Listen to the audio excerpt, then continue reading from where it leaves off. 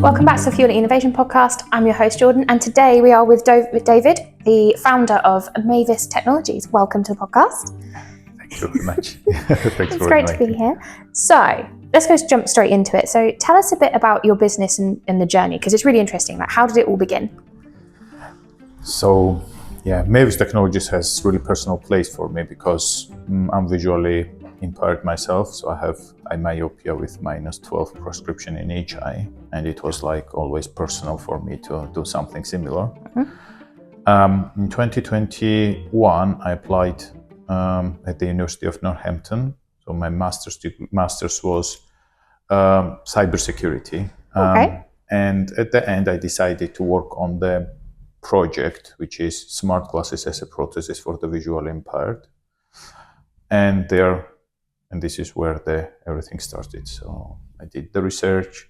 I worked 6 months on this thesis.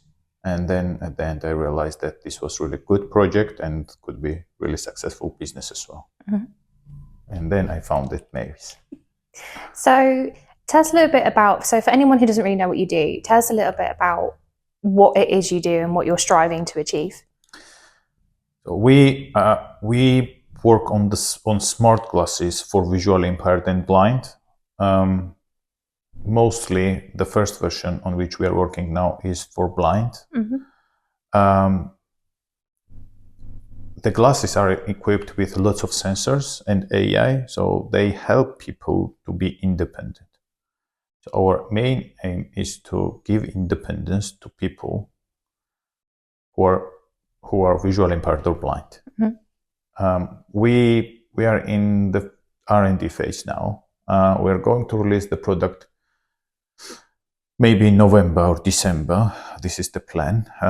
However, we already manufactured the third version of our prototype, which is fully working with all the features there, which is scene description, OCR, voice assistance, navigation. So it actually includes all the features that blind or visually impaired person may need.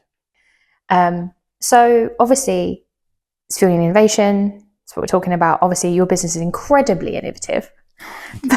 But what does innovation mean to you and your business?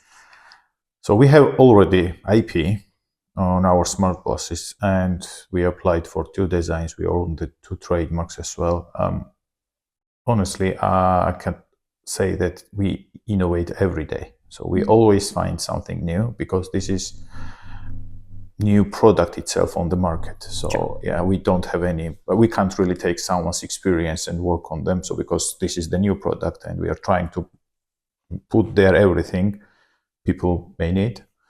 And we think that we achieved really good innovations here. So because we have really small, lightweight, and I would say nice looking glasses with lots of sensor there, which can work like 4 hours minimum on the battery, which is, I think that it's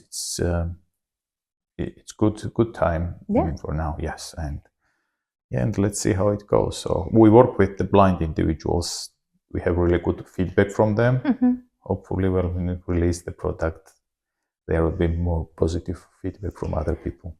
I think to me, it kind of reminds me of what Apple are doing with the new, what they're called, AirPods for deaf people.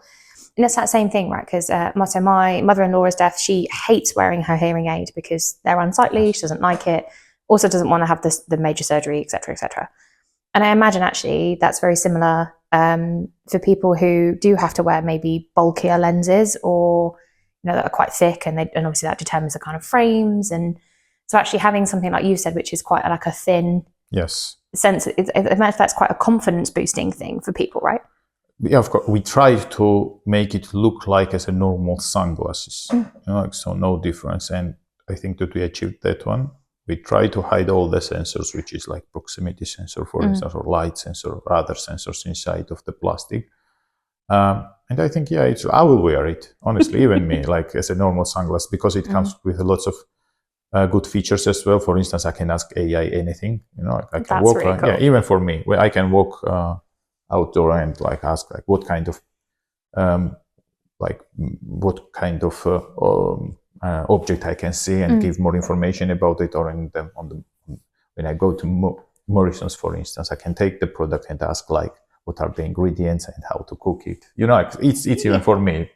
But so I know you've been working with university on a funded project.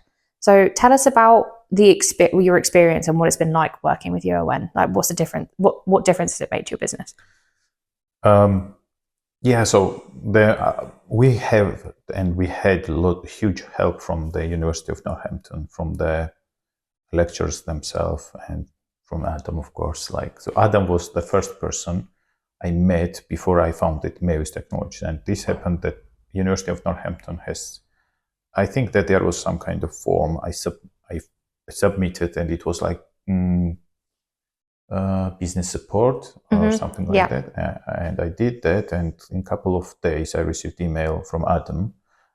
This was in 2023 maybe, and he said that, it seems good idea. So if you want, we can meet and discuss. And we met in Senate building, and we discussed this. And this was like his first. I received like first advice from him how to go, where to go. And then after that, I always receiving help from him and from the university, of course. Then we worked with the KTP program with Dr. Suraj, and we hired 2 graduates. One was from the University of Northampton, and one was from Greenwich University.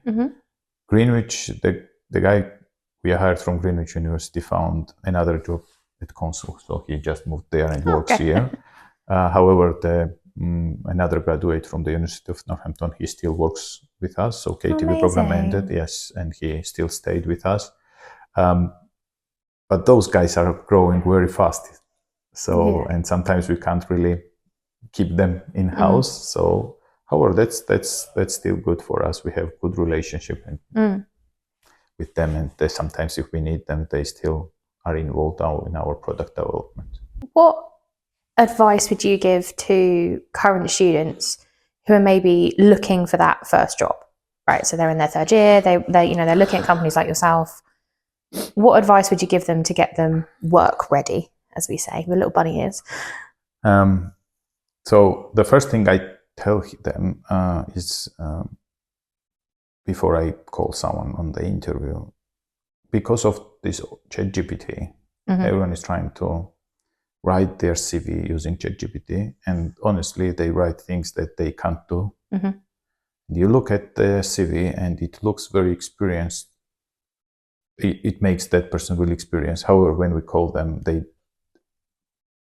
doesn't add up. It's not that like what they wrote, and we say that even we want to hire you, then we already lost trust. So you wrote things, and the company, and mostly small companies, depend on trust. So we need to trust those guys, because when we give them tasks, they need to write. No one will sit and review their code. So this code should be like written in a good way, and that's what I say. So I would tell that like it's better to write less on the CV before they send it to the company, instead of like writing all the skills and not having them, because this really matters. Yeah, I guess it's one of those things that, like you said, it's inevitable, right? That it's going to get found out. Yeah, of course. And, if there was like a practical element to your interviewing, and they said they can do that, they can develop this, they can use this software, and actually then they can't, it's not just a waste, it's a waste of their time, it's a waste of your time. And like you said, it's it doesn't actually give any benefits, does it, really? No. Even I would say that even when I saw like a couple of CVs which was like full of experience, and I was afraid to call them, so, because I'm looking and like this is mostly the first job for there, and they have like huge experience, and then how? Yeah, how? Oh, that's nice. And then I think that like, okay, so it's like still losing time. I would, when we had the interview, we had mostly with the people who had like half-page CV, because that was true, that was real, and there was line that like, I know less, but I'm motivated to learn more. That's what we need from the graduates. Yeah, it's almost that honesty piece, isn't it? Actually, that means more than trying to. And I think people, because we all know this, like the labour market at the moment is hard, and getting jobs is hard, I think people then feel like they need to put everything on their CV, or like you said, boost it or do things. And actually, there are companies like yourself who don't want that. They want the honest version of you. Yeah, of course, this is the most important thing. And their words, we don't need like ChatGPT words, because we need to know what they know instead of knowing like what ChatGPT knows. Yeah, we need to know you, not the machine. Yes, yes, exactly. So what a lot of our students, and to be fair, our graduates, want either start their own business or they want to start their own business. What advice would you give to them about starting their own venture? So first of all, they need to be ready that this will be hard, of course. They need to spend lots of time, because when it's yours, you work day and night. Yeah, maybe you in the evening you don't work, you sit and have dinner, but still you think about it, and it's hard, I would say, but it's really interesting, fascinating, and I would say that like it's really easy when there are lots of support. There is support from the University of Northampton, from Council. We received the grants from Growth Hub, for instance, and there is huge help. Like it's and in these circumstances, it's really easy to start business if the idea is competitive, innovative. Why not? Yeah, and I think actually, like you said, it's one of those things that there is more support here in the county than people realise. Yes. Like you said, between us and then the councils, the Growth Hub, like Innovate UK is another one. Like I think people don't realise that those bodies exist. And to be fair, why would you? If you're not in that realm, why would you? But I really think this is what something Northampton has. It does really well, actually, which is like a business community, and the help is there, and asking for that help, and realising there are lots of different pockets and avenues that speaking to one person like us could then open up so many doors to so many other things. Yeah, it was BIPC, for instance. Like, so when I started, there was actually even Vulcan Works, they offer business support themselves. So there is lots of support. And this is not only the support, like, I mean, human support. There is financial support, technical support. I think that like it really depends on nature of the business itself. But I would say that like in this kind of environment, it's really easy to start business and work on the business here, because lots of support there. Yeah. So, slight segue, but what made you want to keep your business within Northampton? So firstly, I live here. So secondly, I like this place, honestly. It is very close to, when we go on meetings to London, to Birmingham, for instance, it's still where everything is very close, in the middle of UK, right? And the first and most important is that we have huge support here. Huge, I would say. I don't think that we could receive this help like in other countries, honestly. And so we want to keep everything here, in-house, UK, Northampton. So that's what I always say. So we had some offers like to do some R&D, for instance, in China with other companies who have some experience in glasses. And I said that no. We keep everything. Yes, R&D costs expensive here, but we need that R&D to be done here because we need that experience. I think that's really admirable, actually, because like you said, I think it's very easy, especially, like it's tough for businesses right now. Yes. It's tough for everybody, really. So to stick to your guns and be like, no, actually, we are going to do everything here. We're going to keep everything here. That only actually, it doesn't just drive the county about having those expertise now in the county, but it does actually, I don't think people realise that it's like a ripple effect, because actually that then goes out to those other counties that then come to us for that experience and go, oh, well, that's a specialist in that area. Someone from Bedford could go, oh, well, there's, Mavis in Northampton's got that expertise, let's go there. And things like that. And I think people don't realise it, but then becomes a ripple effect that actually the more stuff that's done here, and not just here, but like in the UK, like you said, actually then only ever boosts that economy in other ways, right? And keeps all those expertise and things here, which is very hard to do, but then also very admirable to do, because like you said, it's, you could go to somewhere like China and actually it's cheaper and of course, but it's I agree. So as I said, so when we started this, we can't find any engineer who could work on these machineries, but then we invited trainers, and we paid them. They trained other people here. So now we have a couple of people who are experienced doing the assembly stuff. And yeah, so we are inviting other people as well to come here too, because we have lots of guests coming here every day from other part of the UK, and they come, they see. Even there were a couple of companies who asked us like to give them access to our machineries. They said that, so we manufacture also the product, and like we want to make them in UK as well. And I said that, yeah, so that's what we want as well. And we're happy to help them and share the experience. But that's also great for you, right? Like again, it's like you said, it's keeping everything here. So what's next for Mavis then? What's in the future for you guys? First thing, to release the product to the market, then release second product on the market, then we have third product on the market, and then expand to Europe and USA and to other countries.